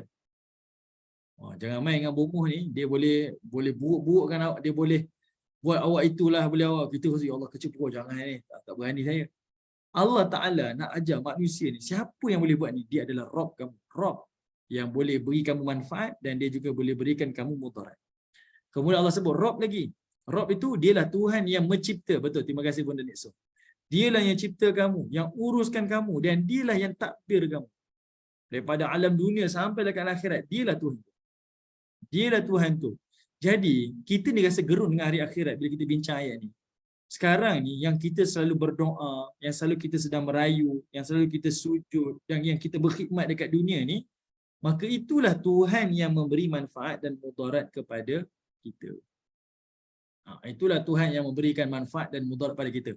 Dan itulah Tuhan yang akan uruskan kehidupan kita di hari akhirat kelak. Seperti mana Dia uruskan kehidupan kita di dunia. Okey. Jadi Allah nak bagi tahu. Ya, sila. Bolehkah dikatakan Allah sebut Rabb di situ sebab Dia addressing manusia whether dia Muslim atau non-Muslim? Okey, baik. Boleh sebab itulah pendidikannya. Itulah pendidikannya sebab bila disebut Allah, kalau kita baca dalam kitab Al-Asmaul Husna, Al-Asmaul Husna ni Allah ni dia datang daripada perkataan ilah, Tuhan yang berhak disembah. Okey, Tuhan yang berhak disembah. nak datangkan perkataan Allah ni Tuhan yang berhak disembah ni, kita kena kenal dulu siapa Tuhan yang berhak disembah tu. Sebab tu kalau kita baca Al-Asmaul Husna, benda pertama yang diajar adalah perkataan Rabbu dulu. Barulah datang perkataan Allah. Kan? Sebab Tuhan yang berhak disembah ni siapa Tuhan yang berhak disembah ni? Awalnya dialah Tuhan yang mentadbir, mengurus, mentadbir, yang menciptakan. Dialah Tuhan datang manfaat dan mudarat. Dialah Tuhan sekian. Barulah kita, oh dialah Tuhan yang berhak kita sembah. Jadi pendidikan tu mesej yang sangat penting. Non-Muslim ke, Muslim ke, jelas perkataan tu. Siapa Tuhan yang boleh mengazab manusia dalam neraka? Rob. Rob kamu. Okay? Jadi orang yang beriman dan tak beriman, mesej tu sampai. Sebab mesej Allah Ta'ala sampaikan, siapa Tuhan? Kamu kena kenal Tuhan yang mengapa-apakan kita ni, manfaat atau mudarat, siapa dia sebenarnya? Dialah Rob. Okay? Saya rasa menarik kalau kita dapat baca, nantilah ada rezeki akan datanglah. Satu kitab namanya kitab Al-Asmaul Husna. Kitab ni pun saya ada mengajar juga, kitab Asmaul Husna ni. Kan kita selalu ada dengar ada 99 nama Allah kan. Dengan mengenal Allah Ta'ala ni adalah kemuncak kenikmatan dalam kehidupan kita sebenarnya. Kita kenal maksud Rabbu, kita faham maksud Ar-Rahman, Ar-Rahim, Ar-Razzaq, As-Salam, Al-Mu'min, macam-macam lah. Dengan kenal tu, kita rasa ya Allah macam rasa dekat dengan Allah Ta'ala. Okay? Ini yang disebutkan oleh Abdullah bin Mubarak. Disebut, dia kata apa?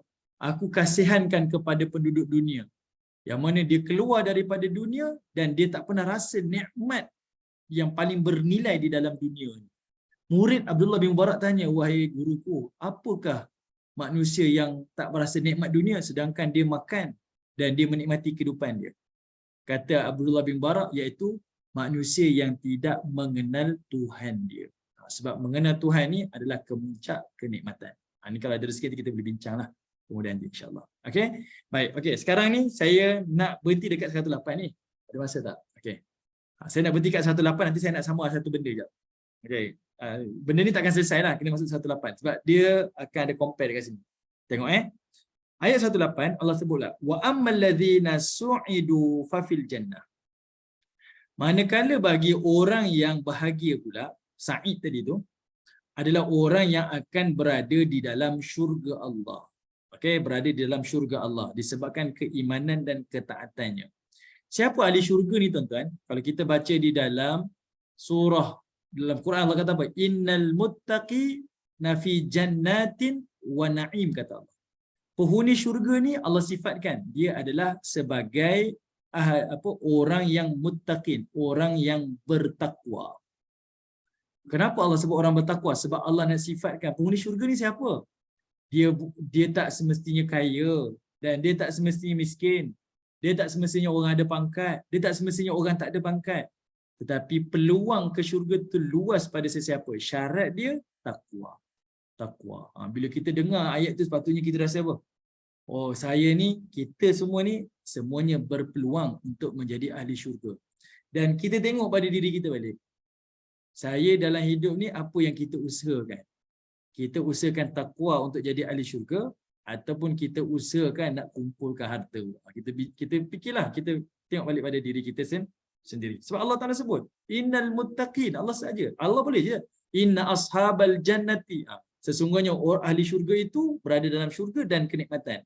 Tapi tak, Allah kata innal muttaqin, sesungguhnya orang yang bertakwa itu. Sebab Allah nak bagi tahu semua orang ada peluang ke syurga Allah. Yang penting asalkan dia takwa. Takwa, okey? Jadi Allah nak sebut takwa dialah orang bahagia dalam syurga. Khalidina fiha, sama juga.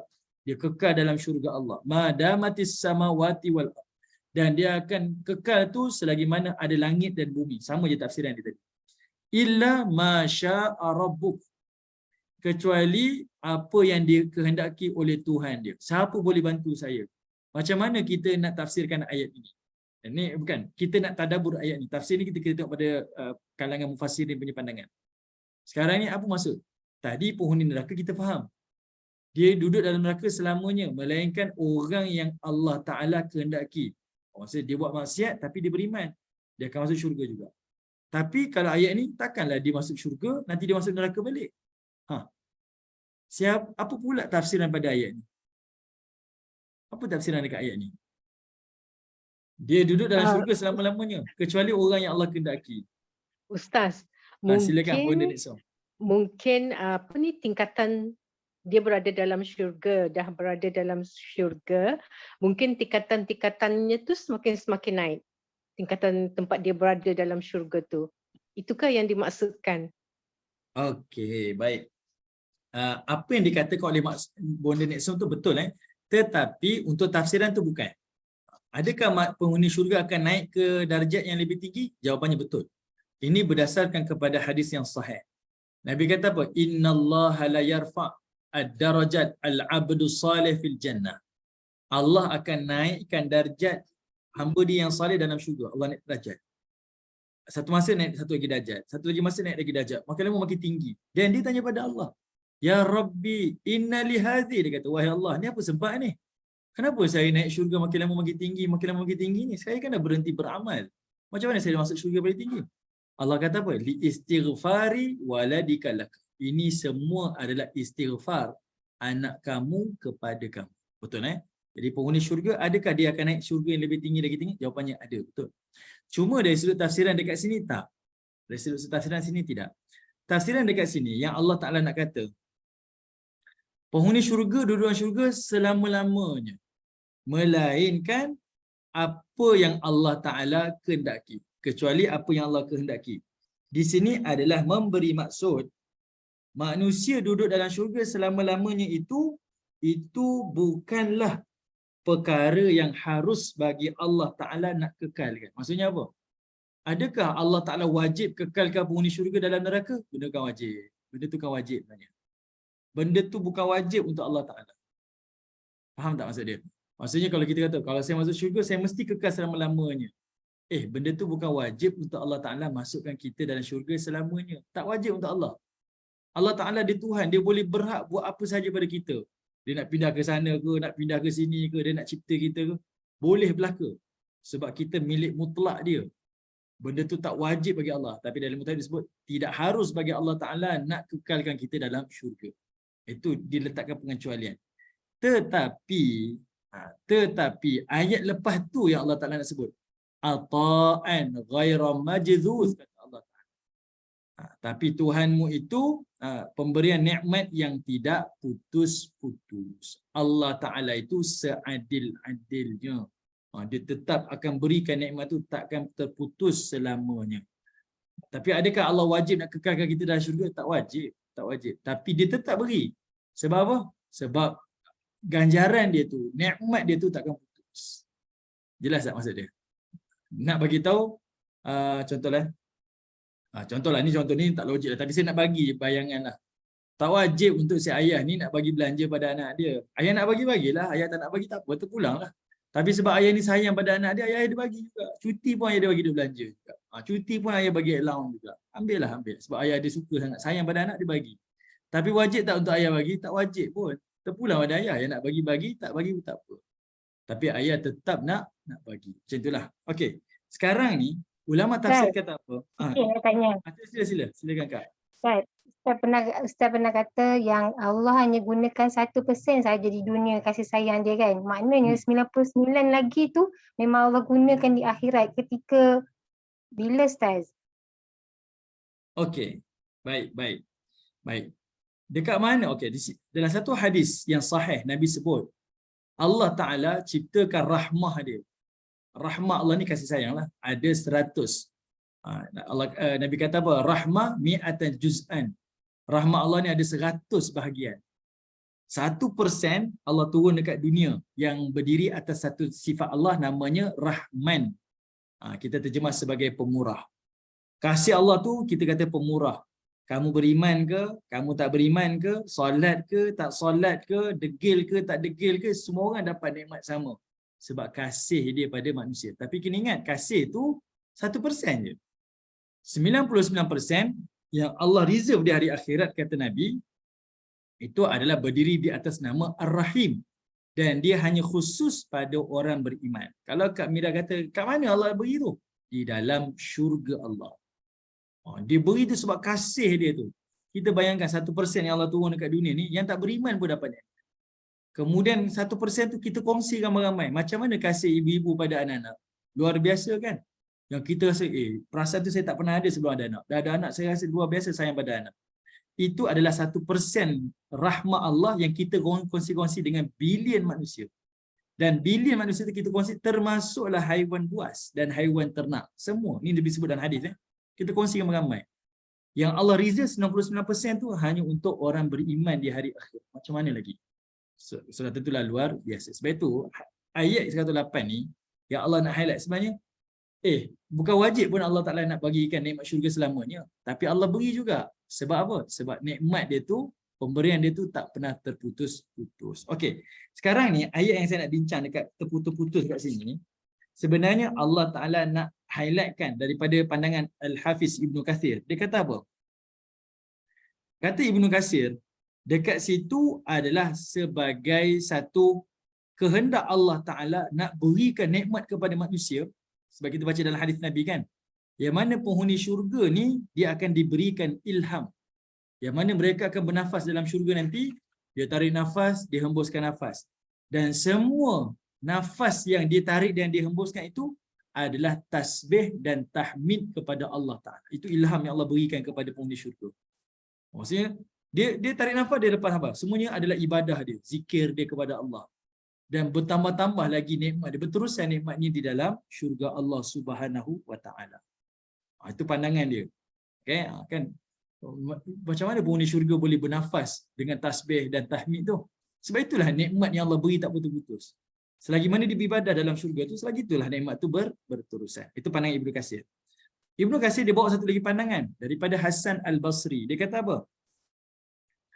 Dia kata di dalam syurga Allah, dia kata apa? Di dalam syurga Allah tu manusia yang bagaimana yang Allah kata dia duduk syurga selamanya, melainkan orang yang Allah kehendaki.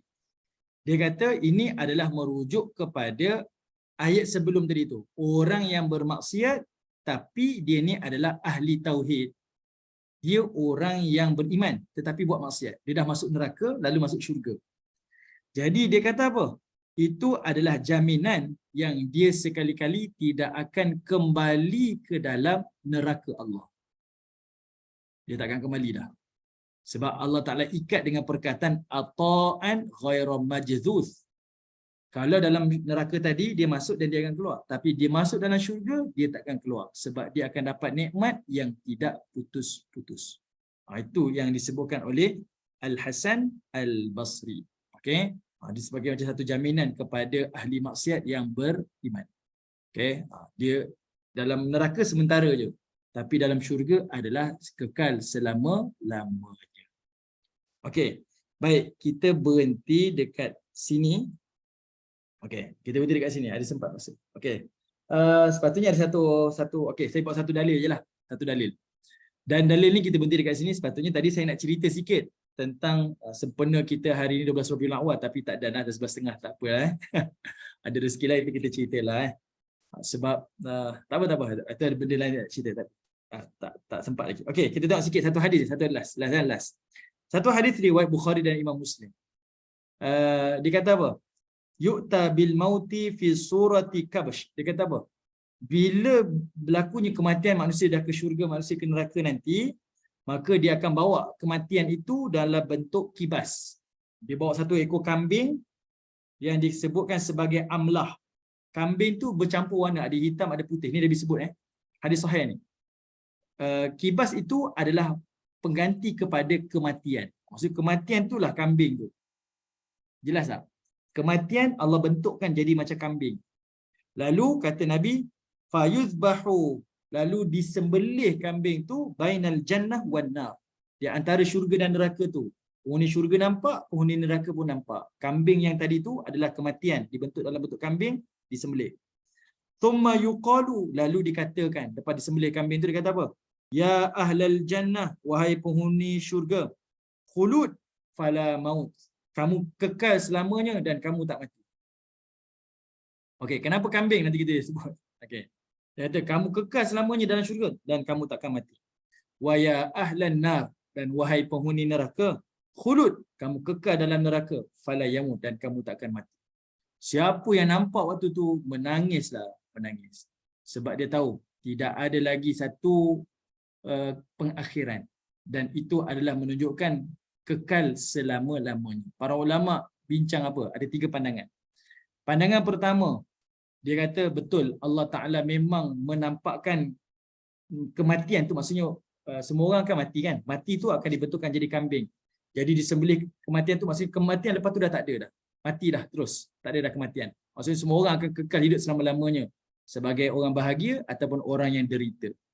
Okey, itu atas kehendak dia lah, kehendak Allah Ta'ala. Pandangan yang kedua, iaitu ini adalah sebagai satu simbol sajalah. Simbol. Sebab Nabi nak cerita macam mana nak tunjukkan dah tak ada kematian. Maka Nabi gunakan dengan pendekatan yang paling mudah difahami oleh orang Arab zaman tu adalah kambing. Seperti mana kamu tengok kambing disembelih. Sebab dia orang makan kambing kan. Makan kambing, makan haiwan ternakan yang mereka bela. Disembelihnya binatang tu, sembelih. Setiap hari dia tengok sembelih. Benda tu biasa sangat. Sembelih. Jadi bila lepas sembelih, haiwan yang kamu sayang tu dah tak ada dah. Jadi macam itulah, kematian lepas ni tak ada dah. Itu sebagai satu simbol. Amthal. Pandangan yang ketiga adalah, dia kata apa? Yang disembelih itu bukan kematian, tetapi adalah malaikat maut. Menunjukkan tidak ada lagi malaikat maut yang akan mencabut nyawa. Wallahu ta'ala alam. Kita tak bincang pasal syarah dia. Kita bincang mesej yang Nabi nak sampaikan. Bila manusia dah semua ke syurga dan sebahagian ke neraka, tidak ada lagi pengakhiran dah. Dia kekal selama-lamanya. Benda tu yang paling menggerunkan. Okey, kita hari ini berhutang, menyesal berhutang, kita boleh patah balik, belajar ilmu kewangan balik, macam mana saya nak repair saya punya ekonomi, keluarga sebagainya. Tapi bila kita tersalah langkah ke akhirat, kita tak boleh patah balik. Dan ia adalah penyesalan kemudian tidak berguna lagi. Okey. Baik, begitulah yang Allah Ta'ala nak sampaikan pada ayat-ayat ini. InsyaAllah. Nampak lagi kita ada beberapa ayat lagi, lebih kurang dalam 10-11 ayat lagi kita tak habis lagi ni. Lepas ni kita akan tengok Allah Ta'ala nak bagi tahu ada 3 benda yang kamu kena ingat. 3 benda yang kena ingat sebelum akhiri kepada surah Hud ni. Daripada kisah-kisah macam-macam ni, Allah nak sebut 3. Kenapa Allah cerita akhirat ni? Sebab Allah nak bagi tahu kisah para rasul tu pengajaran kepada kehidupan akhirat kita. Okey, baik, wallahu taala alam. Terima kasih kepada ibu-ibu yang menyertai, yang bersama dengan kami ni. Semoga menjadi manfaat insya-Allah dan semoga menjadi pengajaran. Terima kasih kepada bonda-bonda yang turut serta bertanya soalan. Terima kasih banyak-banyak. Semoga kita dapat berjumpa lagi di kesempatan akan datang. Wallahu taala alam. Assalamualaikum warahmatullahi wabarakatuh. Jazakallah.